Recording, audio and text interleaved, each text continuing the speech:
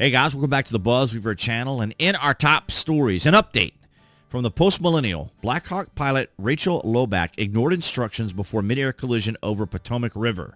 The Black Hawk crew was permitted to control its own navigation around the passenger jet just before the crash, as many of you may remember.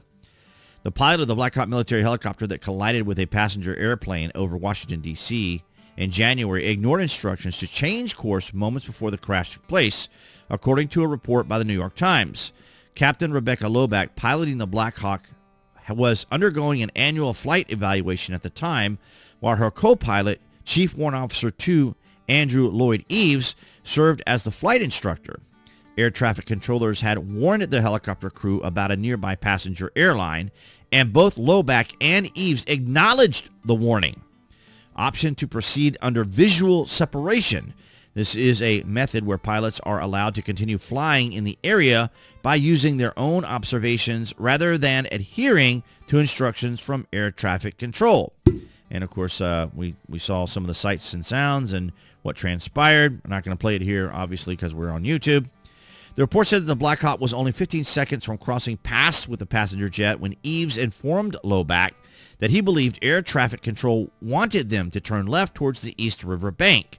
Turning left would have opened up more space between the helicopter and Flight 5342, which was heading for runway 33 and at an altitude of roughly 300 feet. She did not turn left, the New York Times reported.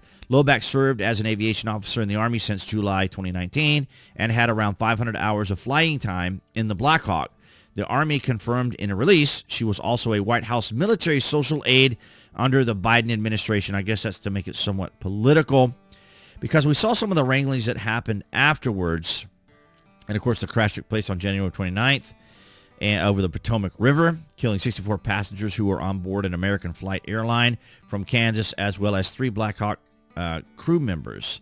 And then, of course, we have Nick here, Nick Sorter, talking about what happened that particular evening from his tweet. And if we go over here to X, well, that again, it was still an X as well, from Alex, the New York Times story on the January D.C. plane crash hides its takeaway until its last sentence. The lady helicopter pilot ignored multiple warnings from her right seat about altitude and his directly telling her to turn away, and flew straight into a passenger jet. Now, of course, there's all kinds of observations, all types of analysis.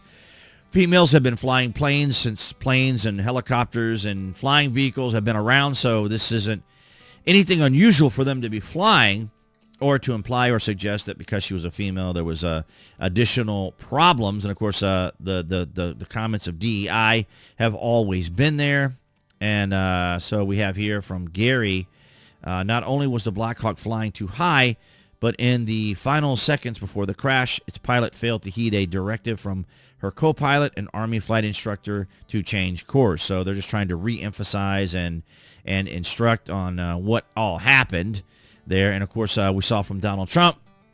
Donald Trump got a lot of heat for this. He said the Black Hawk helicopter was flying too high by a lot. It was far above the 200-foot limit. This is not really too complicated to understand, is it? Donald Trump, Truth Social, and that's when he posted that. And of course, we know all the backlash that he got, because then, of course, everything went into DEI, and of course, had to be made political. He had just been, just recently sworn in when, after this had just happened. So, of course, the political fervor was still going on. But I welcome your thoughts and comments down in the comments section on what your thoughts are. We're getting more information about this, and it appears to be clear that she just failed to follow instructions. I'm not sure. Maybe she was thinking she saw a different plane. That was the argument also, is that maybe they were looking at a different plane or didn't know which plane they were looking at and so forth. But nonetheless, I welcome your comments down in the public section. So this is an update to the current situation. Of course, with the particulars about it, there wasn't a lot of widespread news media coverage of this. That's kind of like what Alex was saying here, is that New York Times kind of maybe was trying to avoid bringing a lot of attention to the fact that it was a female pilot, considering what all the political ramifications are right now, especially with Hegseth eliminating DEI in the military. But I welcome your thoughts and comments down in the public section. Thank you guys so much for your continued support. That's BitChute, Rumble, Odyssey, and even on TikTok. You guys have been amazing. Thank you so much. And, of course, everyone here on YouTube. Wow. What an interesting 2025. Things have really changed. There's so much underneath that seems to be going on that no one sees. But there's a huge difference between when the establishment uniparty was controlling our administration and today. There is no doubt I can see that in social media alone, because this is the area where I work. So it's interesting to see the change, and I welcome it. And I welcome your guys' thoughts and comments. I welcome the likes, the shares. Those will all help out the channel. Of course, below this video, you can find the various social media links that I belong to include X. You guys can follow me there on social media as I post regularly on there. Obviously, I upload on YouTube, but nonetheless, I do a lot more on across social media. And, of course, below this video, I have my affiliate links. That'd be Amazon as well as the VPN, Virtual Private Network Trust Zone. I like them both. And, of course, you can help out the channel by using those. But, of course, your likes, your shares, and your comments do help out the channel. And I want to thank all of you guys for your continued support. Appearing there on the screen, that'd be the channel icon for everyone watching on YouTube specifically. You guys can click on that to subscribe, as well as to select notifications. That way you know when there's content here on the channel. And I'll see all you guys in the next video.